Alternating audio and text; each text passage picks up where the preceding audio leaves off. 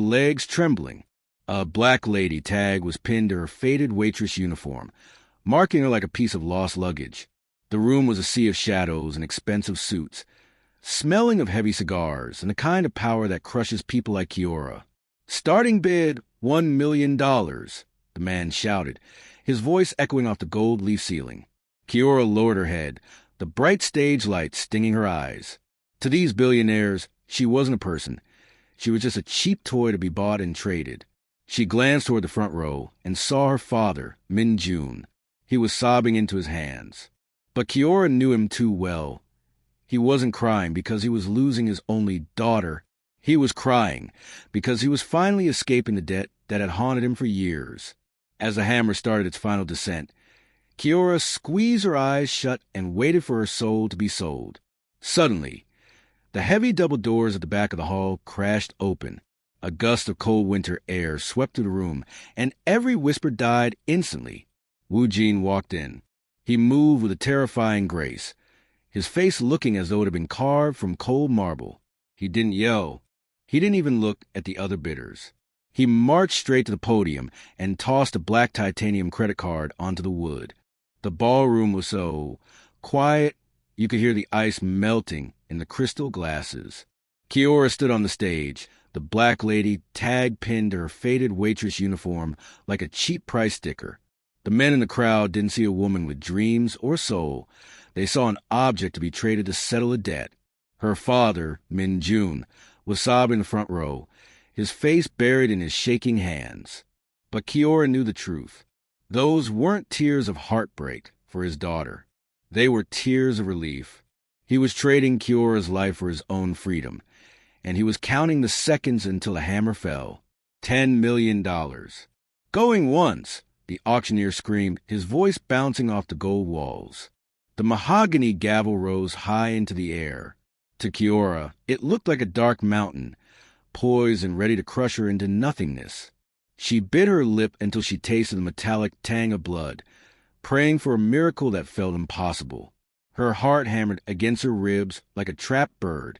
She closed her eyes tight, waiting for the sharp crack of wood that would end her life as a free person and turn her into a piece of property. Going twice. The gavel started its final, lethal swing. But just before it hit the podium, a sound like a bomb went off. The giant, gold-leaf doors at the back of the room burst open with a violent crash. A blast of freezing winter air rushed into the suffocating room, making the candles flicker and die. In the doorway stood a man wrapped in shadows and cold power. It was Wu Jin. He didn't say a word at first, but the entire room felt like it had been plunged underwater. He walked toward the stage with terrifying grace, his eyes fixed on Kiora with a look so sharp it felt like a physical blade. The auctioneer's hand froze midair. The wealthy men in the front row stepped back in sudden fear. Wu Jin reached the podium and didn't even glance at the auctioneer or the price. He threw a black titanium card onto the table and spoke 3 words that shattered the silence. 100 million. The golden double doors didn't just open, they crashed. A wave of freezing winter air rushed into the room, instantly killing the smell of expensive cigars. Every whisper died. The silence was so heavy it felt like a weight on everyone's chest. Kiora watched from the stage, her heart stopping as Wu Jin stepped into the light. He didn't move like a normal person. He moved like a predator who already knew he had won. His black suit looked like it was made of shadows. His eyes were locked on Kiora with a look so sharp it felt like a blade. He didn't look at the auctioneer. He didn't look at the other bidders. He looked at her as if she were the only living person in a room full of ghosts. As he reached the stage, the auctioneer scrambled backward, nearly falling over. Wu Jin didn't say a word to him. Instead, he pulled out a single black metal credit card. He didn't place it down. He dropped it. The clink of the metal against the wood sounded like a gunshot in the dead quiet room. 100 million, Wu Jin said. His voice was low and rough, like stones grinding together. The crowd gasped. The last bid had been 10 million, a price that had already ruined Kiora's life. But 100 million wasn't a bid. It was an insult to everyone in the room. It was a mountain of money meant to bury the competition forever.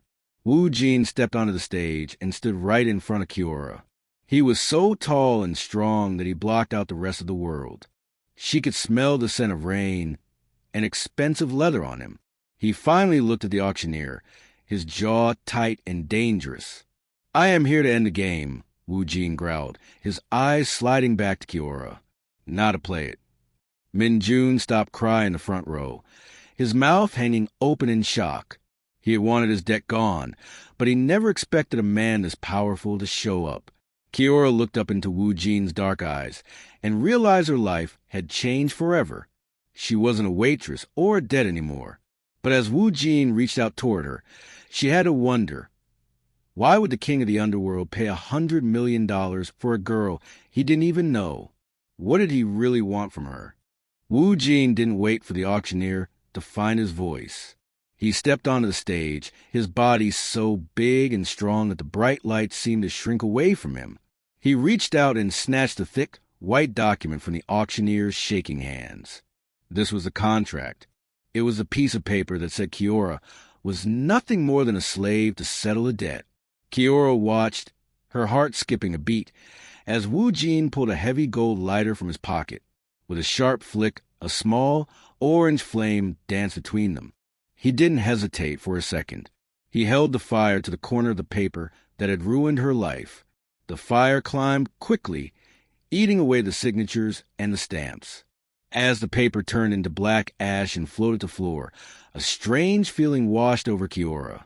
For the first time in years, the heavy weight on her chest was gone. She was watching her chains turn into smoke. She looked at Wu Jin, and for a tiny moment, the cold fury in his eyes softened as he looked back at her. "The dead is dead," Wu Jin said. His voice was deep and echoed through the silent room. But the silence was broken by a scream. From a high balcony, the lead man of the Syndicate stood up, his face red with anger. "The money hasn't cleared yet," he shouted, pointing a finger at them. "The girl stays with us until the bank says the money is in our hands." "The money is done when I say it is done," Wu Jin replied. His voice was now a dangerous, quiet growl. The man on the balcony didn't wait. He pulled a silver gun from his jacket and pulled the trigger. The loud bang of the gunshot shattered the giant crystal light hanging from the ceiling. Thousands of glass pieces rained down like sharp, falling diamonds. Before Kiora could even scream, she felt a powerful arm wrap around her waist. Wu Jin pulled her close, spinning his body so his broad shoulders acted as a shield. He tucked her head against his chest, protecting her from the falling glass and the bullets that followed. All Kiora could hear was a steady, fast thump-thump in his heart, while everyone else in the room screamed in terror. "Stay down and follow me," Wu Jin commanded. He didn't panic. He moved fast, dragging Kiora toward the heavy velvet curtains behind the stage. More shots rang out, hitting the wooden stand where she had just been standing. The rich guests scrambled for the doors, tripping over chairs and each other. Kiora stumbled, her shoes catching on the carpet, but Wu Jin didn't let her fall. He hauled her through the curtains and into a dark, narrow hallway used by the staff. Behind them, the sound of fighting and shouting grew louder and louder. Kiora looked up at the man who had just spent a fortune to burn her past and was now risking his life to save her. She had no idea where he was taking her or why he was doing this. Was she truly free, or had she just been traded to a more dangerous master? As they ran into the dark night, she realized that the mystery of Wu Jin was only just beginning. The black car moved like a ghost through the city streets. It finally pulled into a garage beneath a building made of dark steel and glass. Wu Jin didn't say a word as he led Kiora into a private elevator. The ride up was silent and fast, making her ears pop. When the doors opened, Kiora gasped. The penthouse was a fortress of glass hanging over the city. The floors were cold black marble, and the walls were giant windows, showing the glowing lights of the world below. It was beautiful, but it felt like a cage. The air inside was still and smelled like expensive rain. Wu Jin finally turned to face her. The cold fury was still in his eyes, but it was quieter now, more focused. He reached out, his large hand moving toward her neck. Kiora flinched, her heart racing, but he wasn't trying to hurt her. His fingers brushed against the black lady auction tag, still pinned to her waitress uniform. With a sharp tug, he ripped the paper tag away and dropped it onto the floor like trash. "You are not a prize anymore," Wu Jin said, his voice low and rough. For a second, Kiora felt a rush of hope. She thought she was free. But then, he reached into his pocket and pulled out a sleek, silver bracelet. It looked like jewelry, but it was heavy and cold. Before she could move, he snapped it around her wrist. It locked with a tiny, digital click. "What is this?" Kiora whispered, touching the cold metal. "It is a tracker," Wu Jin replied, walking toward a window to look at the city he ruled. "The Syndicate wants you back because you are the only witness to what I did tonight. If you leave this building, they will find you. If they find you, they will kill you just to get to me." Kiora looked at the bracelet and then at the locked door. She realized the truth. The auction was over, but she wasn't going home. She had been moved from a loud, crowded market to a quiet, lonely tower. She was a key witness in a mafia war, and her life was the only thing keeping Wu Jin's enemies at bay. "I burned your contract, Kiora, but the world still thinks I own you," he said, his shadow stretching across the floor. "Until this war is over, you stay here. You are safe, but you are mine." Kiora walked to the glass wall and looked down. The people below looked like tiny ants. She was safe from the Syndicate. But as she looked at the silver band on her wrist, she realized her freedom was just an illusion. She was a prisoner in a castle of glass, and the man who saved her was the one holding the keys. Why did he really want her here? Was it for protection, or was she just a pawn in a much bigger, deadlier game? The silence in the penthouse was broken only by the sound of the city lights below. Wu Jin poured a glass of water and handed it to Kiora, but his eyes remained cold.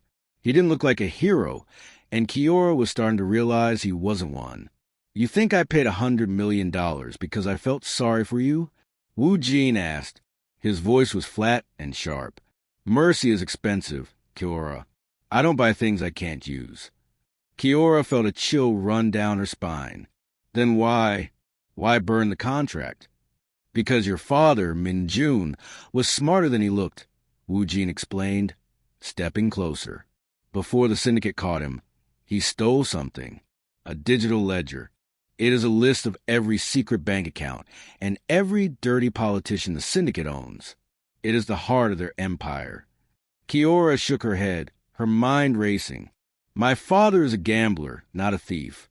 He never told me about any list." "He didn't have to," Wu Jin said. "He hid the key in the only place he thought they wouldn't look. Your childhood home. He left a trail that only you can find, memories and secrets hidden in the walls of that house. But the Syndicate's cleaners are already on their way. They are going to burn that house to the ground to hide the evidence. They will burn your past to keep their secrets safe." Kiora thought of her small house. It was the only place she had left that felt real. Her mother's old photos, her school books, the marks on the door where she grew tall. All was about to become ash. "If we don't get there in the next hour, it all disappears," Wu Jin said, checking his watch. "The names, the list, and your chance to ever see your father free again. I need those names to destroy them. You need them to stay alive." Kiora looked at the silver tracker on her wrist. She wasn't just a witness anymore. She was a key. She had to go back to the place she grew up. But this time, she was a soldier in Wu Jin's war. "Let's go," Kiora said, her voice finally steady. "Before there's nothing left to save." Wu Jin nodded, a dark spark of approval in his eyes. He grabbed his jacket, and they headed back to the elevator. The clock was ticking, and Kiora knew that if they were late, her memories wouldn't be the only thing going up in flames. The black car raced toward the edge of the city, but Wu Jin knew they weren't ready for a fight yet. He pulled over into a dark, empty warehouse. He looked at Kiora. Her hands were shaking. These were the same hands that had spent years carrying coffee trays and counting small tips. "You are too soft, Kiora," Wu Jin said, his voice cold. "In the world we are entering, being gentle will get you killed." He reached into the back seat and pulled out a heavy black handgun. He took it apart with a loud click-clack and set the pieces on a metal table. "Watch me," he commanded. With fast, smooth movements, he took the weapon apart. Then he pushed the pieces toward her, put it back together. "Your life depends on knowing how your tools work." Kiora tried, but her fingers fumbled with the cold metal. The gun felt heavy and wrong. Wu Jin watched her struggle for a moment before stepping behind her. His large, warm body felt like a wall of heat against her back. He reached around, his rough, scarred hands covering her soft ones. The difference was huge. Her skin was smooth, while his hands were hard and calloused from years of fighting. As he moved her hands to click the metal parts back into place, Kiora felt a spark of electricity. It wasn't just about the gun. It was the way his breath felt against her ear and how his strong grip felt strangely safe. "Now," he whispered.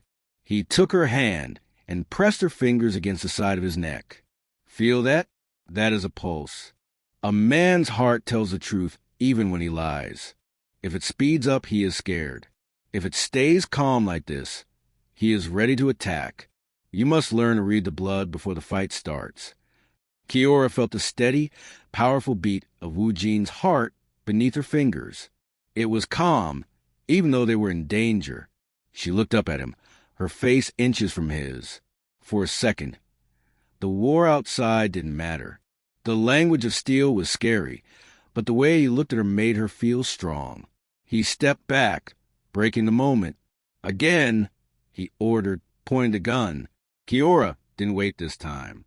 She grabbed the steel, her heart still racing from his touch, and began to work. She was learning to survive, and she was learning that Wu Jin was the most dangerous and most exciting part of her new world. The quiet in the penthouse broke like glass. Suddenly, all the lights went out. The beautiful home became a dark, scary trap. Kiora froze, her heart beating fast. She didn't need anyone to tell her what was happening. The Syndicate had found them. A window smashed at the far end of the hall. Wu Jin was by her side in a second. He didn't speak. He just put his hand on her back and moved her behind a thick stone counter. The only light came from the city outside, making the shadows look like ghosts. "Remember what I taught you," Wu Jin whispered. "Stay low. Do not move." Two dark shapes moved through the room. Their boots made a tiny crunch on the broken glass. They moved like professional killers. Wu Jin stepped into the darkness and disappeared. Kiora watched, holding her breath. She heard the sound of a quick, hard fight, the thud of a fist and a body hitting the floor. Wu Jin had taken down the first man, but there was a second assassin. The second man didn't follow Wu Jin. Instead, he pointed his gun toward the counter where Kiora was hiding. He had seen her. Kiora felt a wave of fear, but then she remembered her training. She wasn't ready to shoot anyone, but she couldn't just sit there and die. As the man stepped closer, his finger moving to the trigger, Kiora grabbed a heavy glass bottle from the shelf. She didn't think. She just acted. She threw it as hard as she could toward the far corner of the kitchen. The glass smashed with a loud crash. The assassin flinched. He turned his head toward the noise for just 1 second. That was all the time Wu Jin needed. He jumped from the shadows like a lion. Before the man could turn his gun back, Wu Jin had stopped him. Everything went silent again. Wu Jin walked over to Kiora and held out his hand. He looked at the broken glass and then at her. His eyes weren't cold anymore. He looked at her with respect. "You distracted him," Wu Jin said quietly. "You saved us." Kiora took his hand and stood up, her legs shaking. She looked at her hands. Just a few hours ago, she was being sold like an object. But now, everything was different. She wasn't just a black lady or a prize. She was a fighter. She had fought back. And as she looked at the dark city, she knew her old life was gone forever. The smell of smoke and gunpowder filled the air. As they reached the garage, A hidden shooter fired one last shot. Wu Jin groaned. His body slammed against the side of the black car, and blood began to soak through his expensive suit. He slid to the ground, his face turning pale. Kiora ran to his side. He pressed the car keys and a small, heavy key into her hand.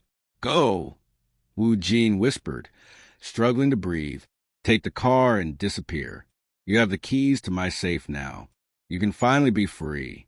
Kiora looked at the keys in her palm. This was her chance. This was the moment she had prayed for since the auction began. She could leave the danger and the war behind. She could leave Wu Jin behind and save herself. She looked toward the garage entrance. The headlights of 3 black SUVs turned the corner. The Syndicate's men were coming to finish the job. If she left now, Wu Jin would be dead in minutes. She looked at her hands. They weren't shaking anymore. The girl who was afraid of everything had died on that auction stage. Kiora didn't run. Instead, she grabbed Wu Jin and pulled with all her strength. She dragged his heavy body into the back seat of the car. She jumped into the driver's seat, hit the gas, and roared past the SUVs just as they started shooting. She drove until the city lights were far away, pulling into a hidden alley. Wu Jin was passing out, and the wound in his shoulder looked bad. Kiora found a medical kit in the car. She wasn't a doctor, but her hands were steady. She had nothing left to lose. She cut away his shirt and cleaned the wound. The cold fury usually seen on Wu Jin's face was gone, replaced by pain. As she stitched the skin with a needle and thread, she felt a strange connection to him. She wasn't staying because she had to. She was staying because she chose to. Wu Jin's eyes opened slowly as she finished. He looked at the stitches, then up at Kiora in shock. "You stayed?" he whispered. "Why didn't you run?" "You paid $100 million for me," Kiora said, her voice sounding like steel. "I decided you weren't done with me yet. Now, tell me where the house is. We have a list to find." Kiora realized then that the price of a life wasn't about money. It was about who you were willing to stay and fight for. The black car pulled up to a cold, gray building surrounded by sharp wire. Wu Jin leaned against the seat. His shoulder was still hurt, but his eyes were sharp. He led Kiora through heavy steel doors. At the end of a long hallway, they found Min Jun sitting behind thick glass. Her father looked thin and tired, but when he saw Kiora, he didn't look sad. He looked happy. He didn't ask if she was okay. He didn't ask how she survived the auction. Instead, he looked at Wu Jin and smiled. "I knew it," Min Jun whispered into the microphone. "I knew if I put you on that stage, he would come. I knew the Black Lady, tagged, would bring the most powerful man in the city to save us." Kiora felt sick. "What are you saying, Dad?" "The list, Kiora. I didn't just hide it. I made sure Wu Jin knew about it. I used you as bait," Min Jun said with a crazy look in his eyes. "I knew he wouldn't let the Syndicate have you. I used you to get his help. I did it for us. For years." Kiora had done everything for her father. She worked long hours and even stood on that auction stage to pay his debts. She was always the one to suffer, so he could be okay. But hearing him admit he used her like a trap changed something inside her. The girl who always gave up everything was gone. "You didn't do it for us," Kiora said. Her voice was quiet, but very strong. "You did it for yourself. You played with my life like I was just a game." Min Jun's smile disappeared. "Kiora, listen." "No," she said. She stood up. "I am not your debt anymore. I am not something you can sell. From now on, you are on your own." She turned her back on him. Min Jun started screaming and hitting the glass, begging her to stay. Kiora didn't look back. She walked out into the cold night air. Wu Jin followed her to the car. He stopped and looked at her. "You are different now," he said. "I am not a victim anymore," Kiora replied, looking him right in the eye. "And I am not just a tool for your war. If we do this, we do it as a team." Wu Jin looked at her for a long time.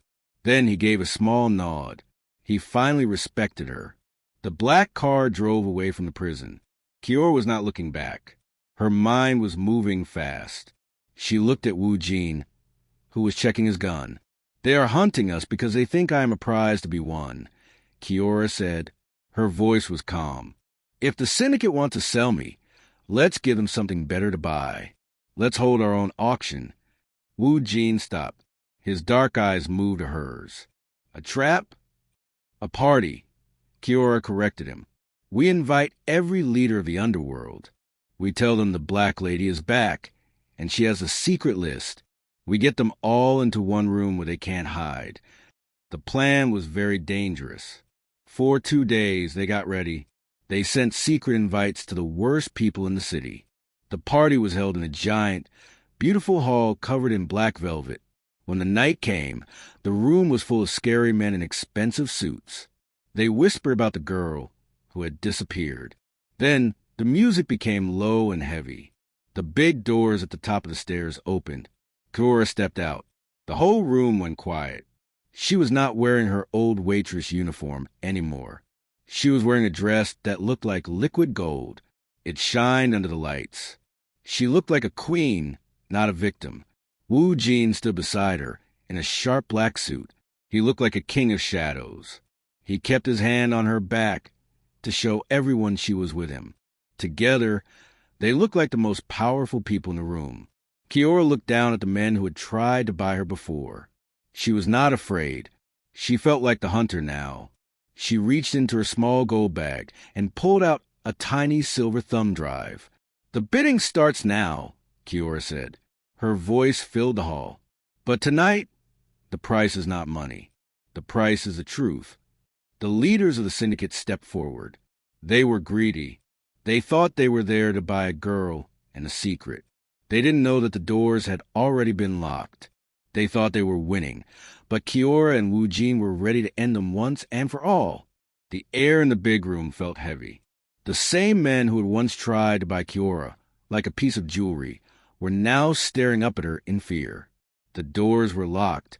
Wu Jin's men stood in the shadows like statues. Kiora walked slowly across the stage. She stopped at the exact spot where the auctioneer had once tried to sell her soul. Her gold dress shined like a flame in the dark room. Below her, the leader of the Syndicate stood up. His face was pale, and he was sweating. "Wait!" the man shouted, his voice shaking. "We can make a deal, Kiora. We have more money than Wu Jin. We can give you 100 million right now. Just give us that list and let us leave." Kiora looked down at him. She remembered how scared she was the last time she stood on this stage. She remembered how these men laughed while they decided how much she was worth. She looked at the silver drive in her hand. It held all their secrets and all their stolen money. Wu Jin stepped forward. He didn't speak. He was watching Kiora, waiting to see what she would do now that she had all the power. "You think everything has a price," Kiora said. Her voice was clear and cold. "You think you can just buy your way out of bad things you have done." She reached into her small gold bag. She pulled out the heavy gold lighter Wu Jin had used to burn her contract. With a quick flick, a bright orange flame appeared. "That list is worth billions," the man screamed. "Don't be a fool. That is your future." "My future is not built on your dirty money," Kiora replied. She held the drive over the flame. The plastic began to melt and smoke. Then she dropped it into a silver bowl. In seconds, the Syndicate's wealth turned into a pile of black bubbles. The room went silent. The men realized their power was gone. Their money and their secrets were now just smoke. Kiora looked at Wu Jin, and for the first time, she gave him a real smile. She wasn't a victim anymore. She was the winner. "The auction is over," Kiora said to the room. "And this time, nobody is buying." The tall buildings of the city glowed like tiny stars behind them. Kiora and Wu Jin stood on the high balcony, feeling the cool night wind. The noise of the sirens and the fighting below had finally stopped. The war was over. Kiora looked at her hands. They were steady. She had burned the old secrets and destroyed the men who wanted to own her. Her father's debts were gone, paid in full by the fire she had started. But she hadn't just ended an empire. She had taken it for herself. All the power the Syndicate once had now belonged to her. Wu Jin stood beside her. He didn't look like a master, and she didn't look like a prisoner. He reached out and touched the silver tracker on her wrist. With a soft click, he unlocked it and took it away. He didn't need a machine to know where she was anymore. "You're free to go, Kiora," Wu Jin said. His voice was deep, but the cold fury was gone. "The doors are open. You can take the money and live a quiet life. You never have to see this world again." Kiora looked out at the city. She thought about the waitress she used to be and the black lady she was forced to become. Then she looked at the power she held now. She realized she wasn't meant for a quiet life. She was born to lead in the dark. "I don't want a quiet life," Kiora said, turning to him. Her eyes were bright and strong. "I want to build something new. A different kind of world where no girl is ever put on a stage again." Wu Jin looked at her for a long time. For the first time, he truly smiled. It wasn't a scary smile. It was a look of pure respect. He bowed his head to her, not as a boss, but as a partner. "Then the city is yours," he whispered. Kiora turned back to the glowing skyline. She wasn't a prize, a victim, or a witness. She was the start of a new dynasty. Beside her, Wu Jin watched the horizon, ready to fight by her side. The auction was over, and a new story was just beginning.